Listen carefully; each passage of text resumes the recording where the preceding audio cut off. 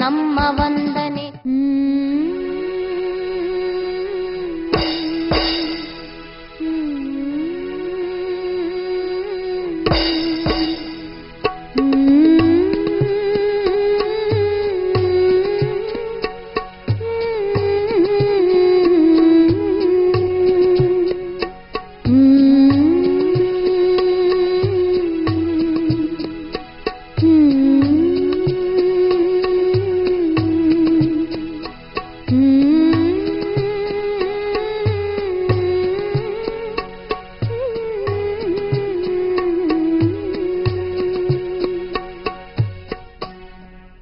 ನಮಸ್ಕಾರ.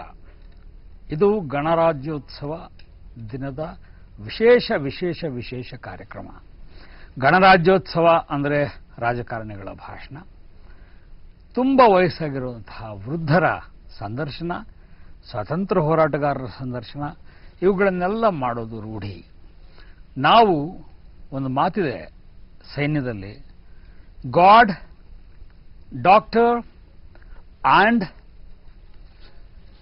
the soldier are remembered only in the time of crisis ಅಂತ. ದೇವರು, ವೈದ್ಯರು ಮತ್ತು ಸೈನಿಕರು ಕೇವಲ ಸಂಕಟ ಬಂದಾಗ ಮಾತ್ರ ನೆನಪಾಗುವಂಥವರು ಅಂತ. ಖಂಡಿತ ಹಾಗಲ್ಲ. ನಾವು ಸೈನಿಕರನ್ನು ಪ್ರತಿ ಕ್ಷಣ ನೆನೆಯಬೇಕು. ಹುತಾತ್ಮರಾದ ಸೈನಿಕರ ಬಗ್ಗೆ, ಸೈನ್ಯದ ಬಗ್ಗೆ ಇವತ್ತು ನಿಮ್ಮ ಜೊತೆಗೆ ತುಂಬ ಹೊತ್ತು ಮಾತಾಡ್ತೀನಿ. ನನ್ನ ಜೊತೆಗೆ ನನ್ನ ಸಹೋದ್ಯೋಗಿಯಾದಂಥ ಉಷಾ ಇದ್ದಾರೆ. ಉಷಾ, ಇವತ್ತಿನ ವೈಶಿಷ್ಟ್ಯವನ್ನು. ಗಣರಾಜ್ಯೋತ್ಸವ ಅಂದ್ರೆ ಅನೇಕರಿಗೆ, ಅಂದ್ರೆ ಸಾಮಾನ್ಯ ಜನರಿಗೆ ಗೊತ್ತಿರಲ್ಲ. ಯಾಕೆ ನಾವು ಈ ಹಬ್ಬನ ಆಚರಿಸ್ತೀವಿ, ಯಾಕೆ ಈ ಹಬ್ಬನ ದೇಶಾದ್ಯಂತ ನಮ್ಮನೆ ಹಬ್ಬ ಅನ್ನೋ ಹಾಗೆ ಆಚರಿಸ್ತೀವಿ ಅನ್ನೋದು ಸಾಮಾನ್ಯ ಜನರಿಗೆ ಗೊತ್ತಿರಲ್ಲ. ಭಾರತೀಯ ಗಣರಾಜ್ಯೋತ್ಸವ ಪ್ರತಿ ವರ್ಷ ಅಂದ್ರೆ ಜನವರಿ 26ರಂದು ಆಚರಿಸಲಾಗುತ್ತೆ. ಭಾರತೀಯ ಸಂವಿಧಾನ ಜಾರಿಗೆ ಬಂದು ಭಾರತ ಗಣರಾಜ್ಯವಾದದ್ದು ಜನವರಿ 26, 1950ರಂದು. ಇದರ ಪ್ರಯುಕ್ತ ಈ ದಿನವನ್ನ ಗಣರಾಜ್ಯೋತ್ಸವ ದಿನವನ್ನಾಗಿ ಆಚರಿಸಲಾಗುತ್ತೆ. ಜನವರಿ 26 ಭಾರತದಾದ್ಯಂತ ಸರ್ಕಾರಿ ರಜಾ ದಿನ ಕೂಡ. ಸಾಮಾನ್ಯವಾಗಿ ಪ್ರಾಥಮಿಕ ಪ್ರೌಢಶಾಲೆಗಳಲ್ಲಿ ಇದರ ಪ್ರಯುಕ್ತ ಅನೇಕ ಕಾರ್ಯಕ್ರಮಗಳನ್ನು ಹಮ್ಮಿಕೊಳ್ಳಲಾಗುತ್ತೆ. ಇದಲ್ಲದೆ ನವದೆಹಲಿಯಲ್ಲಿ ಭಾರತ ಸಶಸ್ತ್ರ ಪಡೆಗಳ ಪ್ರಭಾತ ಪೇರಿ ನಡೆಯುತ್ತೆ. ಸರ್, ಇನ್ನಷ್ಟು ಮಾಹಿತಿಯನ್ನ ನೀವು ತಿಳಿಸಿಕೊಡಬಹುದಾ? ನೋಡಮ್ಮ, 1930 ಜನವರಿ 26 ಈ ವೇದಿಕೆಯಲ್ಲಿರೋರು ಯಾರು ನಾವು ಹುಟ್ಟಿರಲಿಲ್ಲ ಅವತ್ತು ಅನ್ಡಿವೈಡೆಡ್ ಇಂಡಿಯಾ ಅಂದರೆ ಒಂದು ಇಡೀ ದೇಶವಾಗಿದ್ದಂಥ ಕಾಲದಲ್ಲಿ, ಬ್ರಿಟಿಷರ ಕಾಲದಲ್ಲಿ ಲಾಹೋರದಲ್ಲಿ ನಡೆಯುತ್ತೆ ಒಂದು ಕಾನ್ಫರೆನ್ಸ್. ಯಾವ ಲಾಹೋರದಲ್ಲಿ ಲಾಲಾ ಲಜಪತ್ ರಾಯರು ಬ್ರಿಟಿಷರ ಲಾಠಿ ಏಟಿಗೆ ಸಿಕ್ಕು ಮೃತರಾದರೂ ಆ ಮಹಾನ್ ಲಾಹೋರ್ ಪಟ್ಟಣ ಇವತ್ತು ಪಾಕಿಸ್ತಾನದಲ್ಲಿದೆ. ಬಟ್ ಅಲ್ಲಿಗೆ ಹೋದಾಗ ನನಗೆ ನನ್ನ ತಾಯಿ ನೆಲಕ್ಕೆ ಒಂದಷ್ಟೇ ಆನಂದ ಆಯಿತು. ಇವತ್ತು ಪಾಕಿಸ್ತಾನ ನಮ್ಮ ವಿರೋಧಿ ದೇಶ ಅಂತ ಅನ್ಬೋದು, ಶತ್ರು ದೇಶ ಅನ್ಬೋದು, ಮಿತ್ರ ದೇಶ ಅನ್ಬೋದು, ಕಭಿ ಹಾ ಕಭಿ ನಾ, ಬ್ಲೂ ಹಾಟ್ ಬ್ಲೂ ಕೋಲ್ಡ್ ಅನ್ನೋ ಥರ ಇದೆ. ಆದರೆ ಲಾಹೋರ್ ಕಾಂಗ್ರೆಸ್ನಲ್ಲಿ ಜನವರಿ 26ರಲ್ಲಿ ನಮ್ಮ ನಾಯಕರೆಲ್ಲ ಸೇರಿ, ಅವಾಗ ಮುಸ್ಲಿಂ ಲೀಗ್ ಅಂತ ಬೇರೆ ಇರಲಿಲ್ಲ, ನಮ್ಮ ನಾಯಕರೆಲ್ಲರೂ ಸೇರಿ ಎಸ್, ಇವತ್ತಿನಿಂದ ಭಾರತಕ್ಕೆ ಸ್ವಾತಂತ್ರ್ಯ ಬಂದಿದೆ ಅಂತ ಘೋಷಣೆ ಮಾಡ್ತಾರೆ. ಈ ಸಂವಿಧಾನ ಇದೆಯಲ್ಲ ಉಷಾ, ನೀನು ಗಮನಿಸಬೇಕು. ಈ ಸಂವಿಧಾನ 1949ರಲ್ಲಿ ಡಾಕ್ಟರ್ ಬಾಬಾ ಸಾಹೇಬ್ ಅಂಬೇಡ್ಕರ್, ಡಾಕ್ಟರ್ ಭೀಮರಾವ್ ಅಂಬೇಡ್ಕರ್ ಅವರ ನೇತೃತ್ವದಲ್ಲಿ ರಚನೆ ಆಗ್ಬಿಟ್ಟಿತ್ತು. That is 1949. ಆದರೆ ಅದರ ಸಂಪೂರ್ಣ ರೂಪಗೊಂಡು ಅದು ಮತ್ತೆ ಜಾರಿಗೆ ಬರಬೇಕು, ಅಂದರೆ ಸೈದ್ಧಾಂತಿಕವಾಗಿ ಜಾರಿಗೆ ಬರಬೇಕು ಅನ್ನೋ ಕಾರಣಕ್ಕೋಸ್ಕರ ಜನವರಿ 26ರವರೆಗೂ ಕಾದರು. ಯಾಕೆಂದರೆ ಜನವರಿ 26, 1930 ಲಾಹೋರದಲ್ಲಿ ಕೈಗೊಂಡಂತಹ ನಿರ್ಣಯ, ವಿ ಆರ್ ಇಂಡಿಪೆಂಡೆಂಟ್ ನೇಷನ್ ಅಂತ ಕೈಗೊಂಡಂತಹ ನಿರ್ಣಯ. ಆ ನಿರ್ಣಯ ಜಾರಿಗೆ ಬರಲಿಕ್ಕೆ 1940ರವರೆಗೂ ಕಾಯಬೇಕಾಯಿತು. 47 ಆಯಿತು. ಆನಂತರ ಜನವರಿ 26ರಂದು ನಮ್ಮ ಸಂವಿಧಾನವನ್ನು ನಾವು ಜಾರಿಗೆ ತಂದ್ವಿ. ಇವತ್ತು ದೊಡ್ಡ ನಮಸ್ಕಾರಗಳು ಡಾಕ್ಟರ್ ಬಾಬಾ ಸಾಹೇಬ್ ಅಂಬೇಡ್ಕರ್ ಅವರಿಗೆ ಮತ್ತು ಅವರ ಸಮಿತಿಯಲ್ಲಿದ್ದವರಿಗೆ. ನೋಡು ಉಷಾ, ನೀನು ಹೇಳಿದ ಹಾಗೆ ಇವತ್ತು ಎಲ್ಲ ಪ್ರಾಥಮಿಕ ಮಾಧ್ಯಮಿಕ ಶಾಲೆಗಳಲ್ಲಿ ಮತ್ತು ದೆಹಲಿಯಲ್ಲಿ ನಡೆಯುವಂತಹ ಆ ಪ್ರಭಾತ್ ಫೇರಿಯಲ್ಲಿ ಯಾರಮ್ಮ ಪಾಲ್ಗೊಳ್ಳೋದು? ಬೇರೆಯವರೆಲ್ಲ ತಮ್ಮ ತಮ್ಮ ಮನೆಗಳಲ್ಲಿ ಮ್ಯಾಚ್ ನೋಡಿಕೊಂಡು, ಸಿನಿಮಾ ನೋಡಿಕೊಂಡು, ಪಿಕ್ನಿಕ್ಕಿಗೆ ಹೋಗಿಯೋ ಕಳೆಯುವಂತಹ 2 ದಿನಗಳು ಅಂತಂದರೆ, ಒಂದು ಆಗಸ್ಟ್ 15, ಇನ್ನೊಂದು ಜನವರಿ 26. ನಮ್ಮ ಕರ್ತವ್ಯ ಇವತ್ತು ನಾವು ನೆನೀಬೇಕಾಗಿರೋದು. ಈಗ ಮೊಟ್ಟ ಮೊದಲನೆಯ ಹಾಡನ್ನು ನಾನು ಯಾಕೆ ಈ ಹಾಡನ್ನು ಆಯ್ಕೆ ಮಾಡಿದೆ ಅಂತಂದರೆ, ಇದನ್ನು 1963 ಜನವರಿ 27ರಂದು ದಿಲ್ಲಿಯ ರಾಮ್ಲೀಲಾ ಮೈದಾನ ಅಂತ ಏನಿದೆ, ಜಗತ್ಪ್ರಸಿದ್ಧವಾದ ಮೈದಾನವಾಗಿದೆ. ಈಗ ಅದು ಅಣ್ಣಾ ಹಜಾರೆ ಅವರ ಪಾದಧೂಳಿಯಿಂದಾಗಿ ಇವತ್ತು ದಿಲ್ಲಿ ಸರ್ಕಾರ ಅರವಿಂದ್ ಕೇಜ್ರಿವಾಲ್ ಕೈಗೆ ಸಿಕ್ಕಿದೆ. ಆ ರಾಮ್ಲೀಲಾ ಮೈದಾನದಲ್ಲಿ 1963 ಜನವರಿ 27ರಂದು ಭಾರತ ದೇಶದ ಮಹಾನ್ ಗಾಯಕಿ, ಮಹಾನ್ ವಿದುಷಿ, ಭಾರತ ದೇಶದ ಕೋಗಿಲೆ ಅನಿಸ್ಕೊಂಡಂತಹ ಲತಾ ಮಂಗೇಶ್ಕರ್ ಅವರು ಈ ಹಾಡನ್ನು ಹಾಡ್ತಾರೆ. ಇದನ್ನು ಬರೆದ ಕವಿಯ ಹೆಸರು ಬಹುಶಃ ನಮ್ಮ ದೇಶದಲ್ಲಿ ಅನೇಕ ಕವಿಗಳಿಗೆ ಗೊತ್ತಿಲ್ಲ. ಅವರ ಹೆಸರು ನಾರಾಯಣ ರಾಮಚಂದ್ರ ದ್ವಿವೇದಿ. ಅವರು ಪ್ರದೀಪ್ ಅನ್ನೋ ಹೆಸರಲ್ಲಿ ಬರೀತಾ ಇದ್ರು. ಇದಕ್ಕೆ ಸಂಗೀತ ಮಾಡಿದ್ದು ಈ ಹಾಡಿಗೆ ಸಿ ರಾಮಚಂದ್ರ.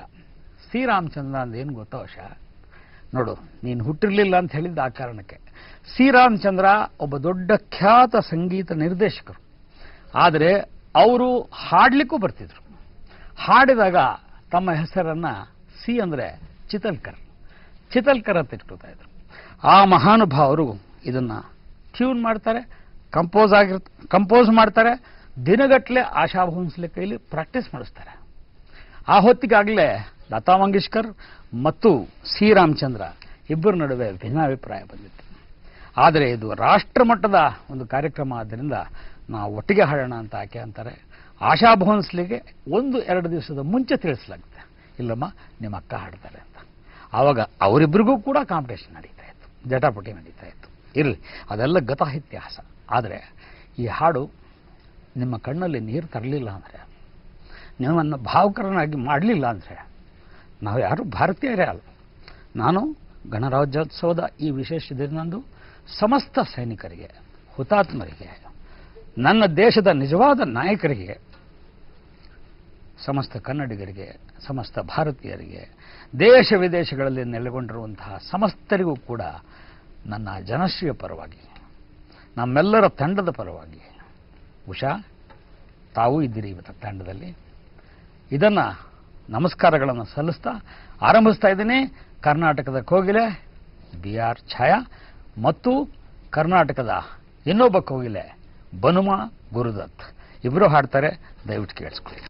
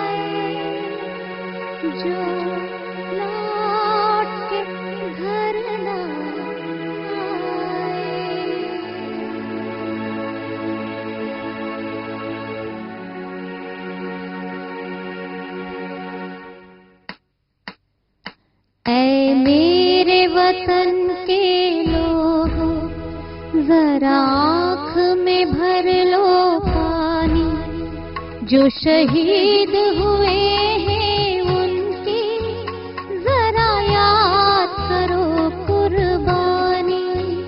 ऐ मेरे वतन के लोगों, जरा आँख में भर लो पानी, जो शहीद हुए हैं उनकी जरा याद करो कुर्बानी। तुम भूल न जाओ उनको, इसलिए सुनो ये कहानी, जो शहीद